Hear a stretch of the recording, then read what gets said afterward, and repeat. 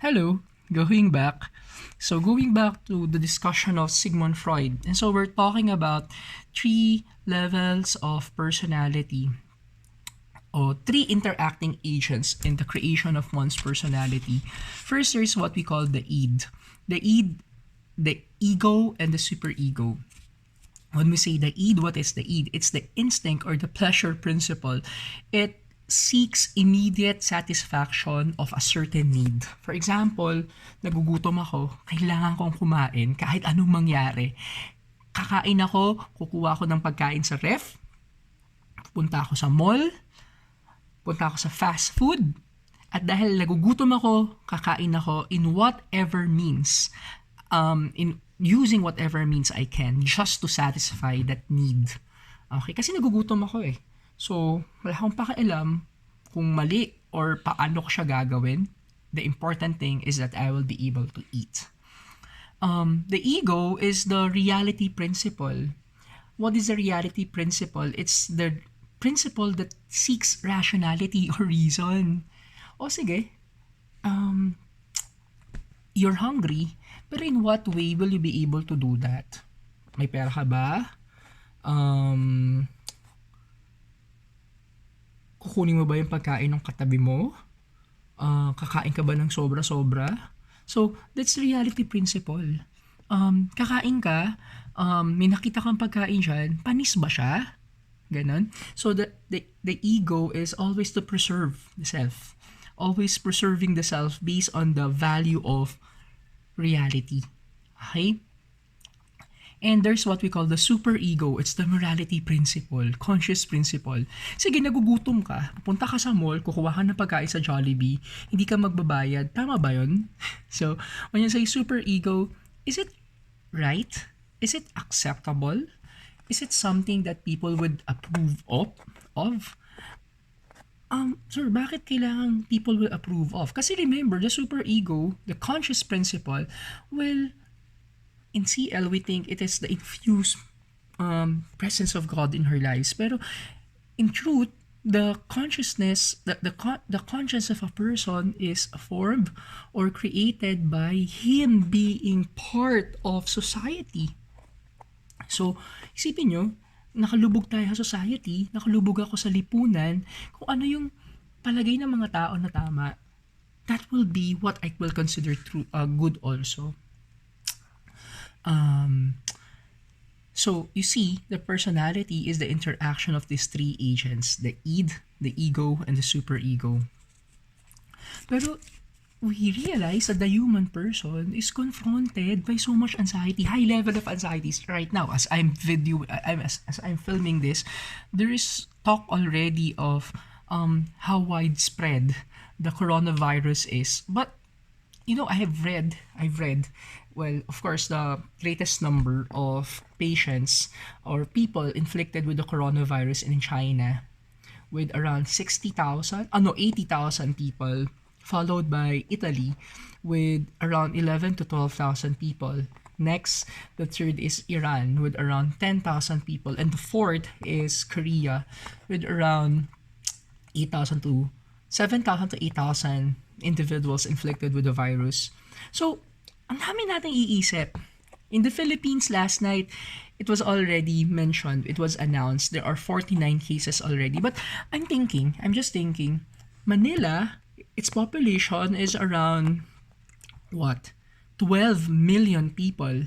And what is the percentage of 49 people compared to, what is 49 people? Well, I'm not saying it's nothing. It's dispensable or negligible. No, I'm not saying that. I'm just saying I think we need to be more rational. I think we should act with prudence also. Hindi tayo pwedeng ninenervyos o nagpapanik, diba? Wala na mga tindang alcohol. Kasi sabi natin may 49 people na nga na na-infect. But the thing is, there are 12 million people in Manila, in Metro Manila.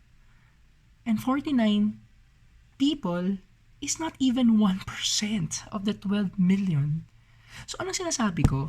Sinasabi ko lang, we can confront this problem of the coronavirus not in a not in a way that we panic, not in a way na nagpapraning tayo. So, in a way that will be more rational or prudent. Kaya nga lang, ang problema natin, can we always do that? Can we always be rational and prudent? Sometimes, the anxiety is so strong.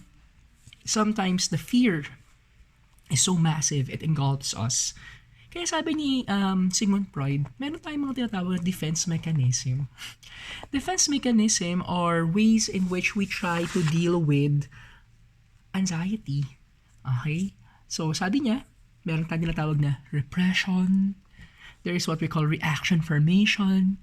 There is displacement, regression, projection, sublimation, denial, rationalization, and compensation. Now, let's look at what these things are. First, when we say projection is disguising one's own threatening impulse by attributing them to others. So, kunyari ako, I feel that, well, I'm a hopeless romantic.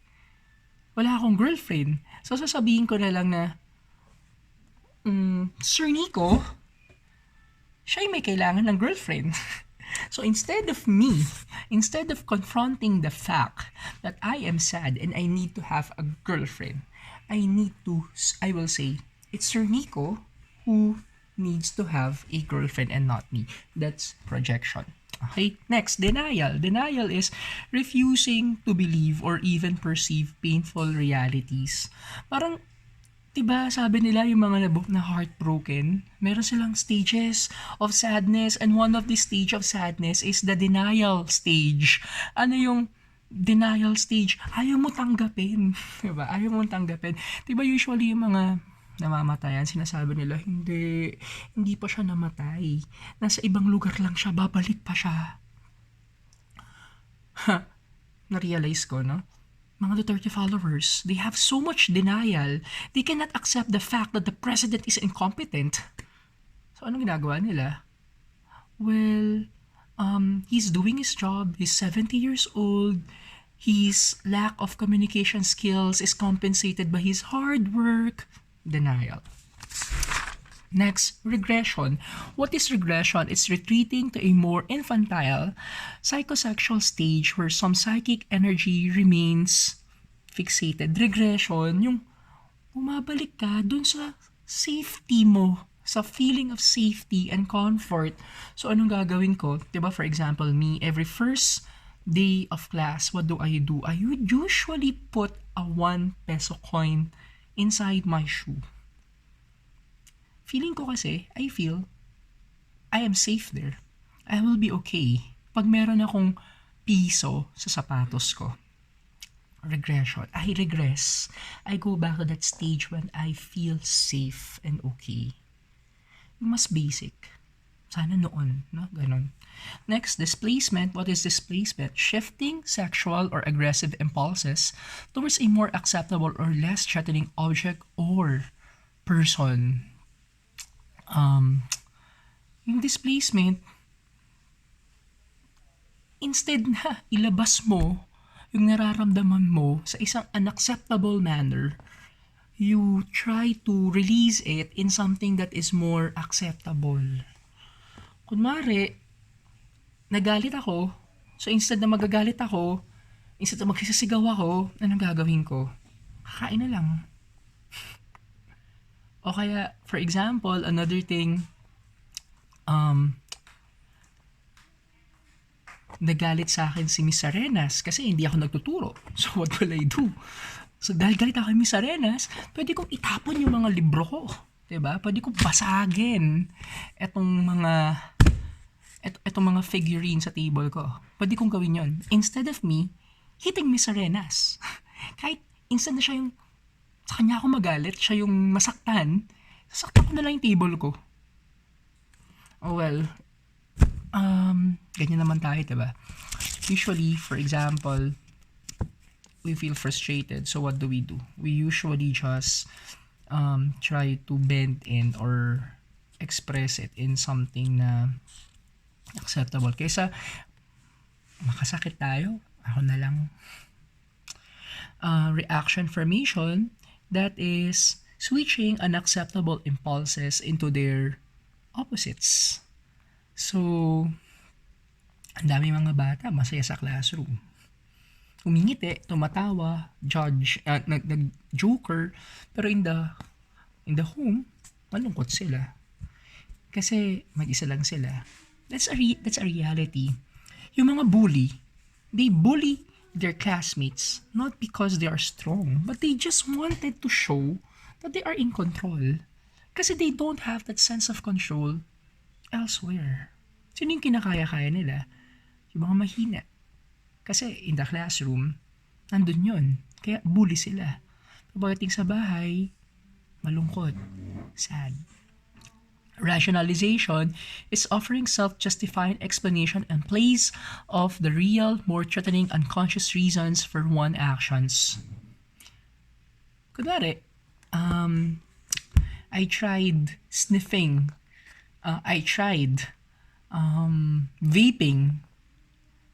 Ang sinasabi ko, nag-vape lang ako just to get the experience and understand how it is to what does vaping experience like or how does it taste like para ganun. Kunwari nalita ko ngayong araw na to, sabihin ko gusto ko matulog health is wealth. And finally, sublimation, transferring unacceptable impulses into socially valued motives. For example, ako, meron akong tendency to be, obsessive and compulsive. Obsessive-compulsive. So, anong gagawin ko?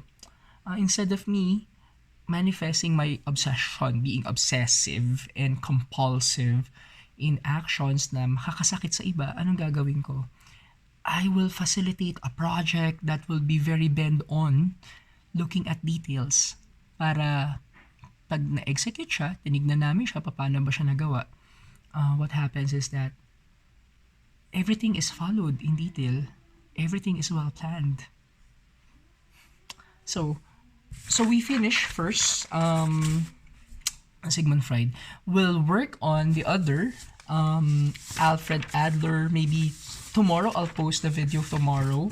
Pero right now, si Sigmund Freud muna. You have a quiz, so you take the quiz after the video. Bye!